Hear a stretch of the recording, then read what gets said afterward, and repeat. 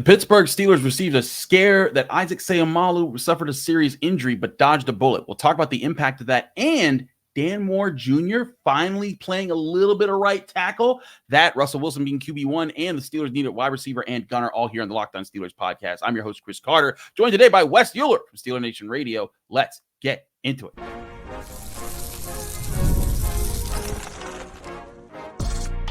You are Locked On Steelers, your daily Pittsburgh Steelers podcast, part of the Locked On Podcast Network, your team every day.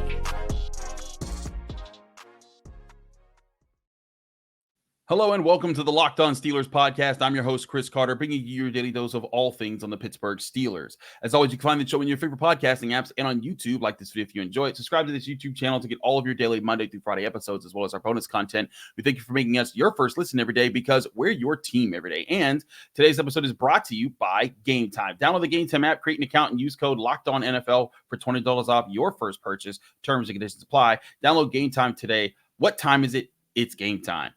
As before, joined by the man himself, it's a return, the triumphant return of Wesley Uhler. What's up? What's up, Wes? CC? Good to see your face. You know Wes Uhler. He's on Steeler Nation Radio. He's got the In the Gun podcast covering West Virginia from all angles. Wes, it's so great to have you back. Always one of the best intros I get when I come on this podcast. So thank you for pumping my tires. I appreciate it.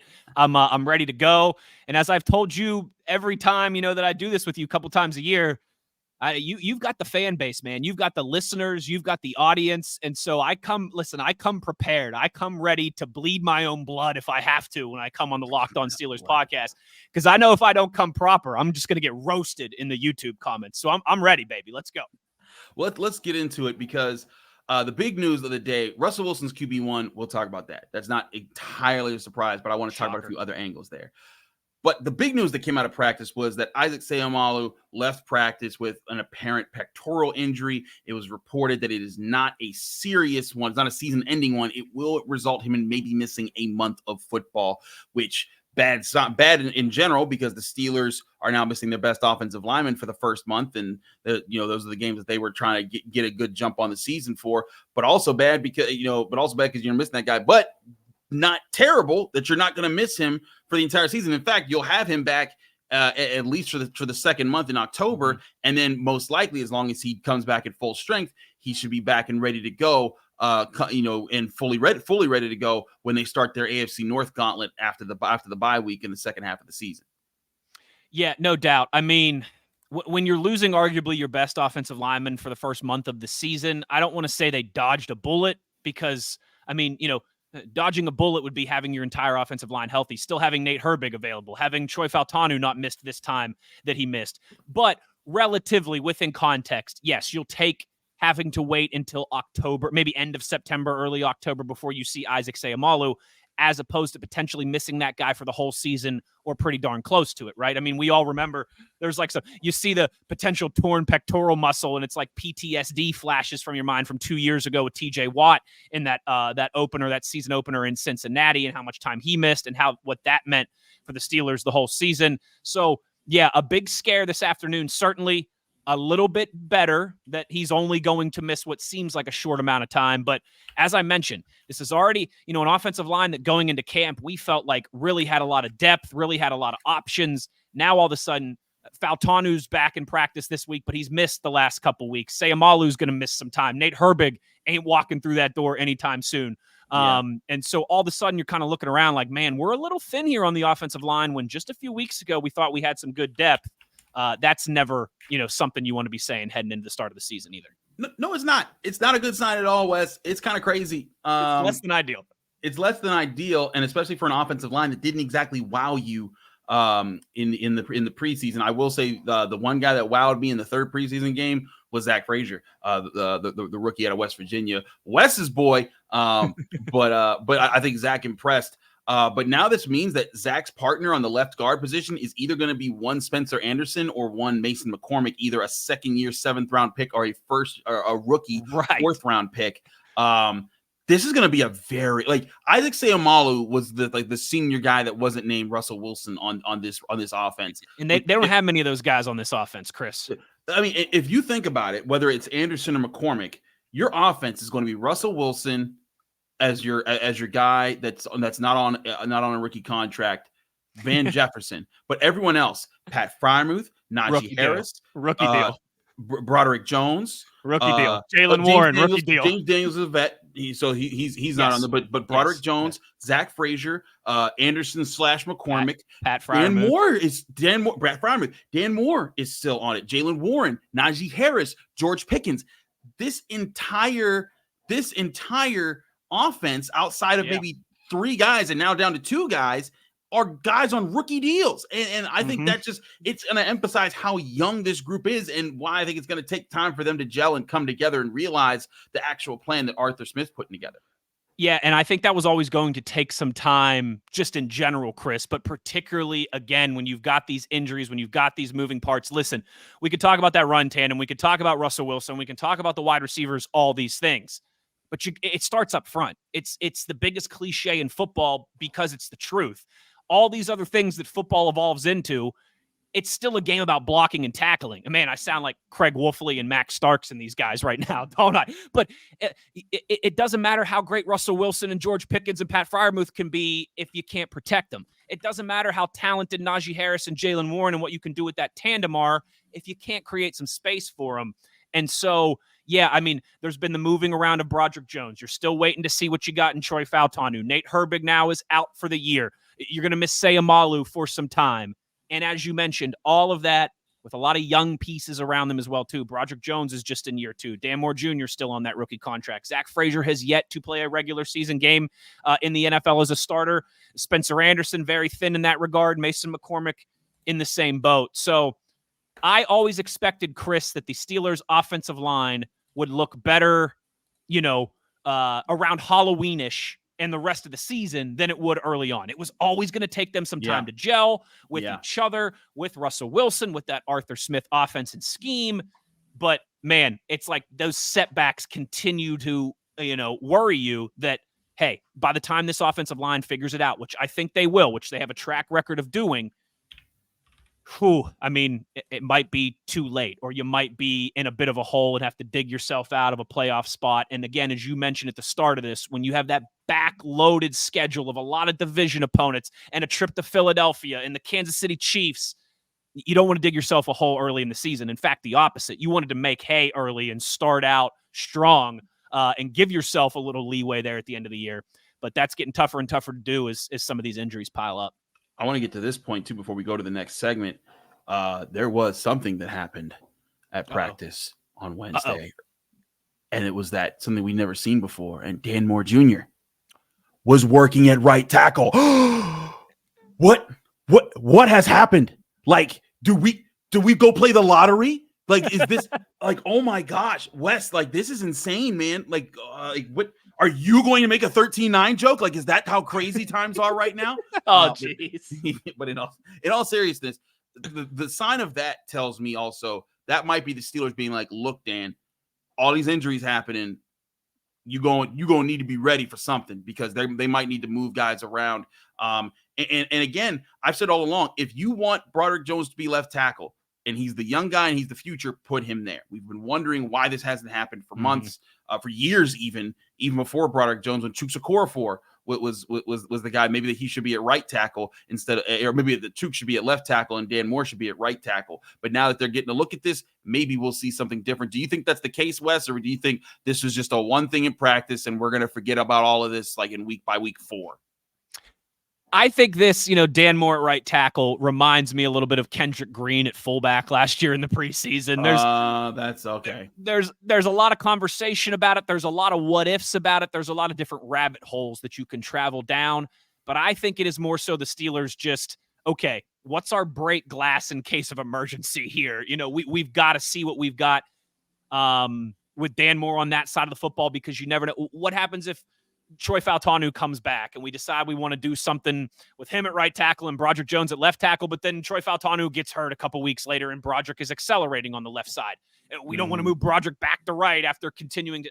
I think this is just a checking some boxes. Let's get Dan Moore Jr. some reps there. Again, worst case scenario, break glass in case of emergency. We can put him on the right side. But Chris, I I just don't think that that's ever something we're really going to see in stadium in a game. Again, unless we continue to see more offensive linemen get injured and the Steelers just really be down to their last options.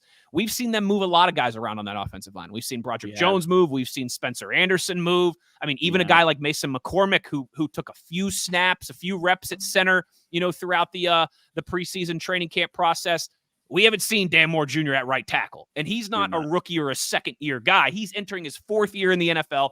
He's got 49 starts as a Pittsburgh Steeler.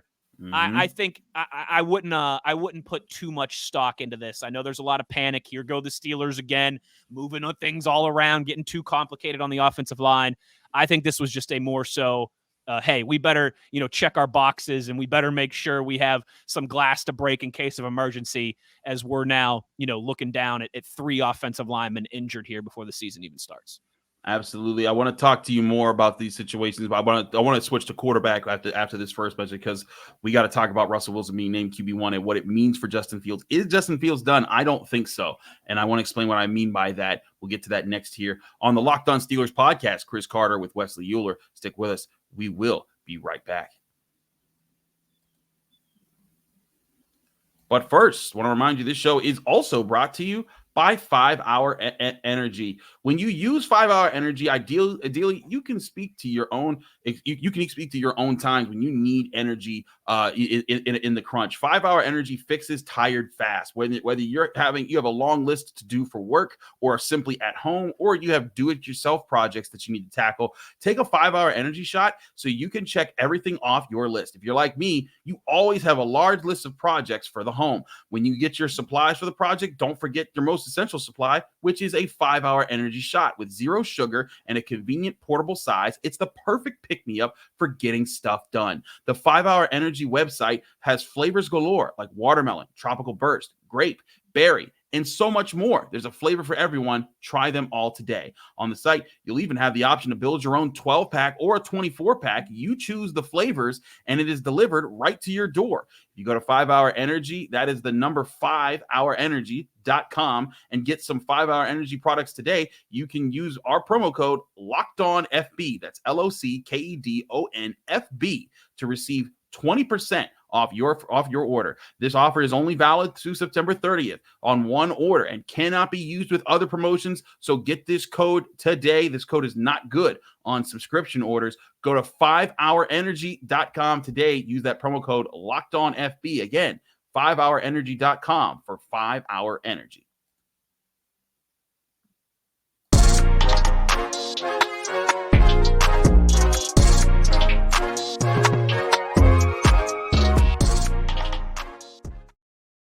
Back here in the Locked On Steelers podcast, I'm your host, Chris Carter, here with Wes Uhler of Steeler Nation Radio. Wes, let's talk about the quarterback situation. Not a huge shocker that Mike Tomlin announced Russell Wilson as QB1 for the Steelers. Maybe some people out there in the national media got bamboozled. Hoodwinked. Led astray. Run amok. They didn't land on Russell Wilson. Russell Wilson landed on us. For all the national media people that thought that this was something else. Listen, it was a competition. Felt like it was Russ the whole time. Gee, you don't say. You don't say. Really. Look, it was a competition, quote unquote, but it was a competition where Russell Wilson had a 3/4 lap lead, and he only had to finish a quarter of a mile, where Justin Fields had to start at the starting line. So, that's how much of a race this was. But again, as I reported all throughout training camp, I felt Justin Fields closed the gap. If Russell Wilson and him started at the same time, Russell Wilson only had a quarter of a mile. I think that he got to the 3/4 mark when Russell Wilson finished. I think that's the kind of progress that Justin Fields shows. But that just shows you how many check boxes he had to check to simply get to the level that Russell Wilson was at. And that's why Russell Wilson is QB1. But Wes, with Russell Wilson being QB1, do you think that is it? That was the shot for Justin Fields? Or do you think we see him take snaps in the regular season in a Steelers uniform at some point? Well, I do, yes. Because one, I think they'll find some ways to get him involved, even if Russell Wilson does stay healthy and plays well and starts all 17 games. But also, too, Chris, you know the last time the Pittsburgh Steelers made it through an entire season only playing one starting quarterback? It was 2018. I was going to ask. I can't think of it. Antonio Brown was still on the roster. James Conner was still on the roster. Oh, Lev Bell was still on the roster, but held out the entire season. Didn't play. Yeah, technically still on the roster. That's how, since the Joe Hayden BS pass interference push in the back of the end zone in New Orleans. Now you're gonna get people mad again. We don't need people mad in my comment section. I'm sorry. That's the last time the Steelers went an entire season playing the same quarterback from September through January without injury, without performance issues, whatever it may be. So, yeah, I mean, history just kind of tells us it's the National Football League. It's a 17-game season. It ain't a matter of if, it's a matter of when guys are going to get banged up. So I think from the standpoint of they'll try and get Justin Fields involved in certain ways, and just Russell Wilson is 36 years old, and that's the nature of the NFL. I'm with you. I do think we're going to see Justin Fields. I don't think the door is closed on him completely. I certainly think if it's week 3, week 4, if the Steelers struggle in Atlanta and Denver, and particularly the offense and Russell Wilson, and they come back home for that home opener week 3 against LA, and they continue to struggle, and then they go back on the road to Indianapolis, and then you got Dallas coming to Pittsburgh week 5. Like around that time period there, week 4, week 5, if things ain't going well for Russ, for the offense, it wouldn't surprise me if we saw Justin Fields, but it's going to have to be that type of thing. And I think you kind of alluded to this. That was always going to be the scenario. Unless Justin Fields just absolutely blew everybody's socks off in training camp in the preseason, and there was a lot of progress there. There was a lot to be encouraged by Russell Wilson, or by Justin Fields, pardon me, without a doubt. I thought he looked much better at the end of training camp than he did at the beginning. I thought he looked better in the third preseason game than he did in the first one, and that's what you want to see. But it would have taken a Herculean effort from him. It would have taken a Kenny Pickett type 5 drives, 5 touchdowns in the preseason for him to, I think, really make the Steelers think about not giving the 36-year-old with borderline Hall of Fame credentials the ball to start the season. I think this was always going to be the way, but that doesn't mean that Russell Wilson has a free pass for the entire year. Agreed. We've seen the Steelers over the last 2 seasons not hesitate to make change at quarterback because of performance issues, and I don't think that has changed at all. I agree. I don't think it's changed either. Especially because, at least Kenny Pickett was a guy that they drafted in the first round. They're on the hook for nothing for Russell Wilson. If it ain't going well, they're not gonna die at the altar of Russell Wilson. It's not gonna be like Ben Roethlisberger, where they're gonna kind of let him have free reign and it's your team, Ben. And maybe if we hold on a little too long, it's okay because you've earned it. That's not gonna be the case with Russell Wilson. It's not. But to your point too, it's expected that he's probably gonna miss a game here or there. Like it happens. Now I will say that Russell Wilson has a very good track record of playing through entire seasons. In fact, he does. From 2012 through 2020, he played all 16 games in his first, what was that? 1, 2, 3, 4, 5, 6, 7, 8, 9 seasons. He played all 16 games. And then in 2021 and in 2022, and then after that, he started to suffer some more injuries that let him up. And then, of course, benched a little bit there at the end of that last season. So, it is reasonable to expect that. But Russell Wilson's a guy that's been able to protect himself at times. And I do think that if Justin Fields gets on the field this year, it's because he got injured. But I also think that even if Russell Wilson plays this entire year and he plays well, I think that Justin Fields will be given a real shot next year, because I'm not sure that Russell Wilson is kept long term by the Steelers. I think that they, if they're in a position, they're built again. They have a really young offense. They want to build for the long term. Mm-hmm. And if Justin Fields shows throughout this season the maturity that they want to see, and then he looks really good going into next training camp, I could see them being like, you know what you did with Russell Wilson last year, you do with Justin Fields this year, because he had a whole year to learn your system and methodize it behind the guy that was starting and did well for you this past year. So I think it's the right move for Russell Wilson to be QB1 right now. But I do not close the door on Justin Fields someday getting his chance to prove to the Steelers that he deserves a chance to be their franchise quarterback. Yeah. I don't think it was ever really much of a competition, Chris. But at the same time, that doesn't mean that it's Russell's job in perpetuity for the rest of the season. Absolutely. I want to talk about other needs the Steelers have. We've talked about the wide receiver position a lot this week. I want to revisit that because Noah Brown's now off the table, and it brings more questions in here. What is Omar Khan planning? We'll discuss that next here on the Locked On Steelers podcast. Chris Carter, Wes Uhler, stick with us. We'll be right back. But first, remind you, this show is also brought to you by Game Time. Summer's winding down and fall is almost here, which is a great time to see live concerts, football games, and get ready for the MLB playoffs. Game Time has a new feature called Game Time Picks that makes getting tickets for your favorite live events even easier than before. Game Time Picks filters out the fluff to show you only incredible deals on great seats. So you don't have to waste time searching through thousands of tickets. One of those deals is 50% off Labor Day tickets for Diamondbacks versus Dodgers. The Game Time is the fast and easy way to buy tickets for all your sports, music, comedy, and theater events near you. One feature I love is the Super Deal, where it finds you a combination of the best seat for the best price available, whether that's front row at a concert or club seats at the big game. Plus, Game Time Guarantee means that you'll always get the best price. If you find tickets in the same section or row for less somewhere else, Game Time will credit you 110% of the difference of those prices. Snag the tickets without the stress with Game Time. Download the Game Time app, create an account, and use code LOCKEDONNFL for $20 off your first purchase, or go to their website, gametime.co. Terms and conditions apply. Create an account and redeem code LOCKEDONNFL for $20 off. Download Game Time today. What time is it? It's Game Time.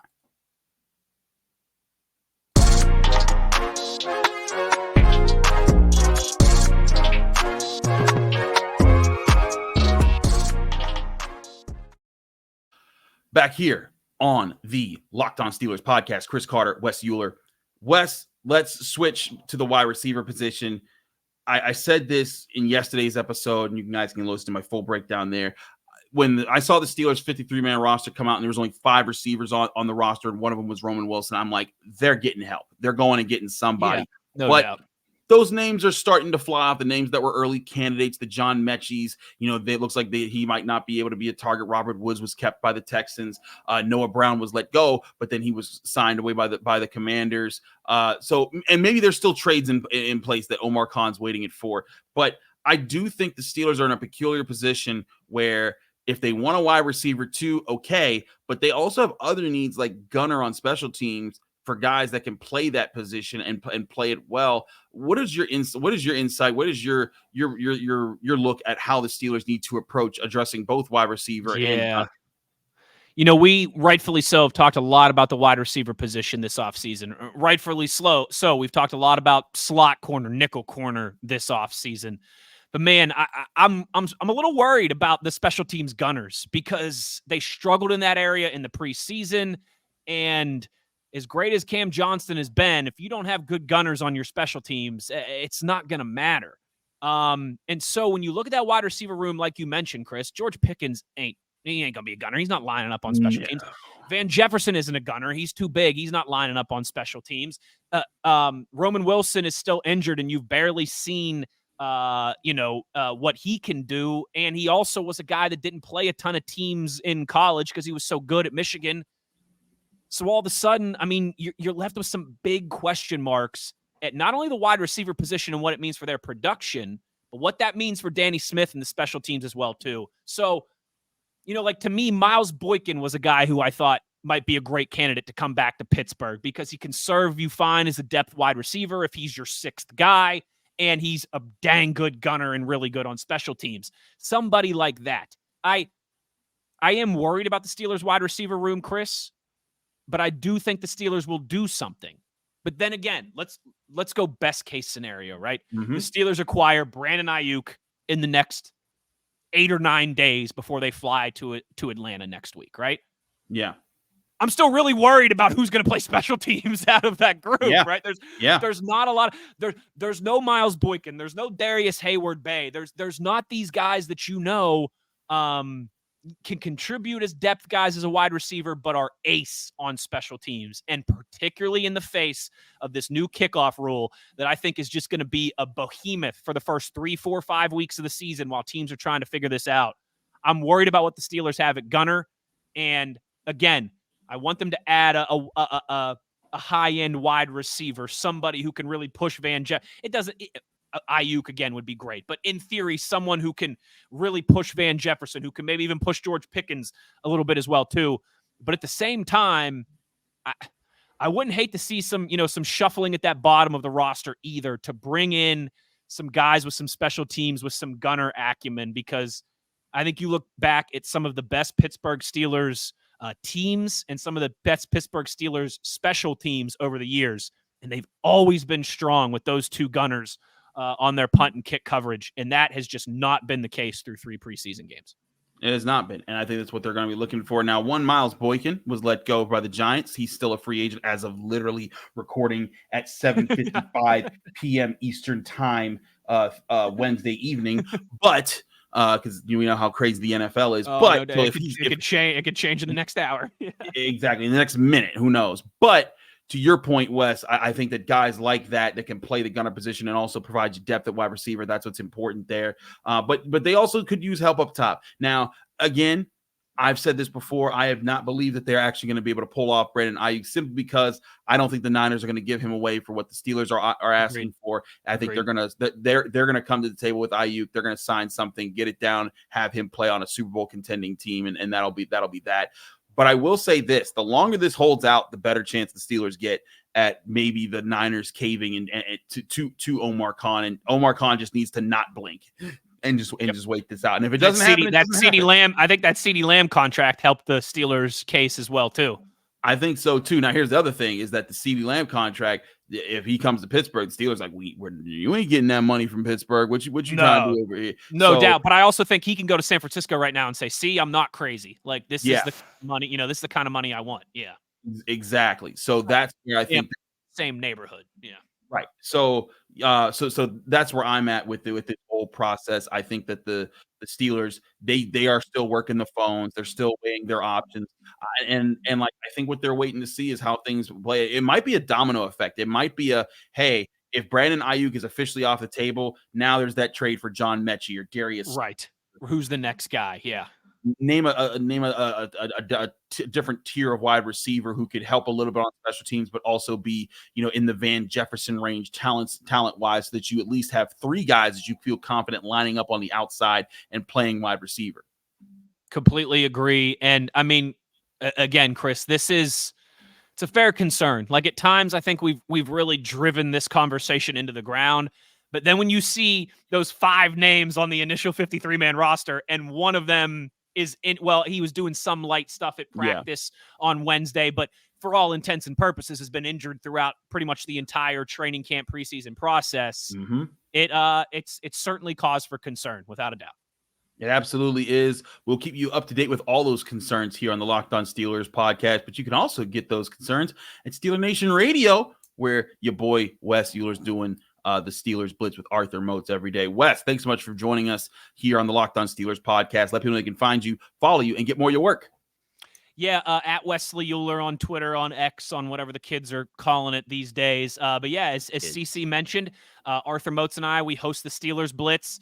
It's on Steelers Nation Radio. You can get that, on your phone, on the internet, Steelers app, Steelers website, iHeart as well, too. We're also, if you're in the Pittsburgh area, on Fox Sports Pittsburgh, which is 9:70 a.m. in your cars from noon to 2 throughout the football season and through the Super Bowl and all that as well. And our guy Chris joins us just about every single Monday on the show as well, too. So always plenty to get to there. And then as CC is always kind enough to let me plug, if you are a fellow tortured Mountaineer soul like me, In the Gun podcast is the WVU show that I do. And obviously a biggin to kick off the season against Penn State on Saturday in Morgantown. Absolutely. He's Wes Uhler. Check him out on all his socials. He's amazing. Wes, thanks so much for joining us here on the Locked On Steelers podcast. And thank you all for joining us here on the Locked On Steelers podcast. I'm your host, Chris Carter. Follow me on Twitter and Instagram at Carter Critiques. Read my work at the Pittsburgh Post-Gazette, post-gazette.com. Find me here on the Locked On Steelers podcast every day, Monday through Friday, breaking down your Pittsburgh Steelers. Back here tomorrow with more on your Steelers right here on the Locked On Steelers podcast.